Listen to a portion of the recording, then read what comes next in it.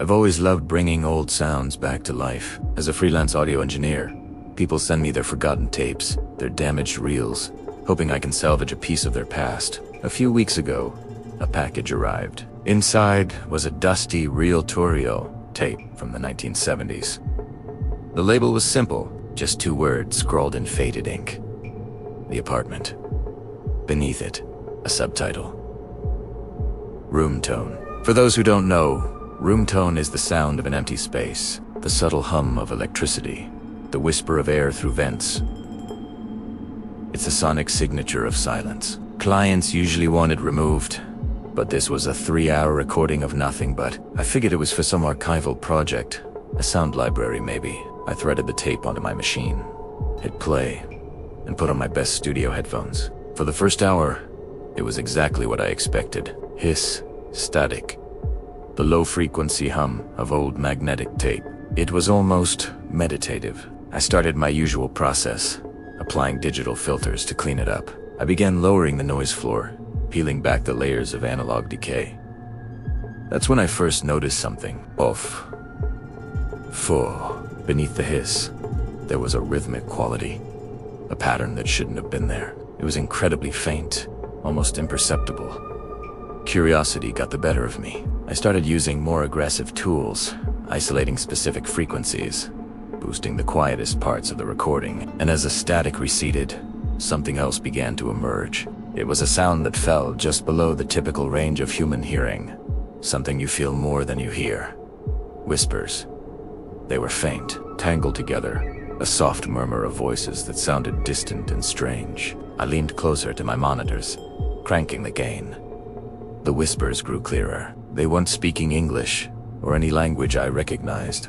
The cadence was odd, unsettling. I kept working, driven by a need to understand what I was hearing. With each pass of the restoration software, the voices became more defined. It felt like I was tuning a radio, slowly dialing into a hidden station. The more I cleaned the audio, the more I realized my initial assumption was wrong. This room wasn't empty. I decided to take a break. My head was pounding. I took off my headphones, and the silence of my own studio felt loud. Then I saw it. A pen on my desk was vibrating, slightly. I thought I was imagining things, that my eyes were playing tricks on me after staring at waveforms for hours. I put the pen in a cup. It stopped. I dismissed it as fatigue and went back to the tape. I isolated a section where the whispering was most prominent. I ran it through a spectral analyzer, hoping to get a visual representation of the sound. The screen filled with complex patterns, but one frequency spike stood out. It was a piercingly high-pitched tone, almost a shriek, but it was so short and buried so deep in the mix that I'd missed it. I filtered out everything else, leaving just that one sound. I braced myself and played it. It was a scream, a raw, terrified scream that lasted less than a second, but it felt like it drilled right into my skull. And as it played, the glass cup on my desk, the one holding the pen, shattered. It didn't just crack, it exploded outward, sending shards across the room. My heart was hammering in my chest. This wasn't a coincidence. I stood there, frozen, staring at the broken glass. The silence in my studio was now terrifying. I had a sudden, chilling thought. What if these weren't just echoes of the past? Delabelle sighed the apartment.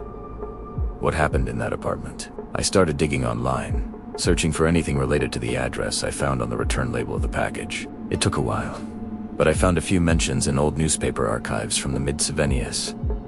The articles were vague. They spoke of a series of strange occurrences at a newly built apartment complex. Residents reported hearing voices, objects moving on their own, a pervasive sense of being watched. Several people moved out just weeks after moving in. The building management dismissed it as mass hysteria, probably caused by poor ventilation or something. There were no follow-up articles.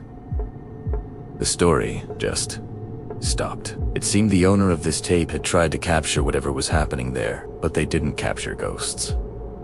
They captured something else. Something that was aware. I went back to the tape, a knot of dread in my stomach. Primera de to know. I entered another section, and this time the whispers were clearer than ever. They were still in that strange, guttural language, but there was a change in tone. They were agitated, urgent. And then I heard it, a single word clear as day, cutting through the others. It was in English. It was my name. My blood ran cold. It's impossible, absolutely impossible. How could they know my name? I ripped the headphones off and backed away from my console. My entire body was trembling. The room felt cold. I looked around my studio, and everything seemed to be listening. My monitors, my microphones, my own reflection in the dark screen. Then I heard it again. Not through the speakers, not from the tape. The whisper came from the corner of my room. My name, spoken in that same dry, sibilant voice. I finally understood. When you clean the audio, you're not just listening to them. You're opening a door. You're lowering the noise floor, not just on the tape, but between their world and yours. The more clearly you hear them, the more clearly they can hear you. And once they hear you, they can find you. The tape is still threaded on the machine. I haven't touched it since, but the sounds haven't stopped. At first, it was just the whispers. Now, I hear footsteps in the hallway when I know I'm alone. Objects on my shelves will tremble and fall for no reason. Last night, I heard a scream from outside my window, the same one from the tape. I haven't slept in 3 days. I can't. Every time I close my eyes, I hear them, getting closer. Their voices becoming clearer even without the tape. They're not just in the recording anymore. They're here, in my apartment, in my room tone. The danger isn't in what's on the tape. The danger is in listening. And I listen too closely. I'm recording this because I don't know what else to do. I have to warn people. Don't go looking for things in the silence. Some things are left in the noise for a reason. Some doors should never be opened. If you ever find an old recording, a piece of lost media, just leave it alone. Destroy Italiano. Because you might not be salvaging the past. You might be inviting it into your present. They know I'm recording this. They're listening right now. Can you hear them?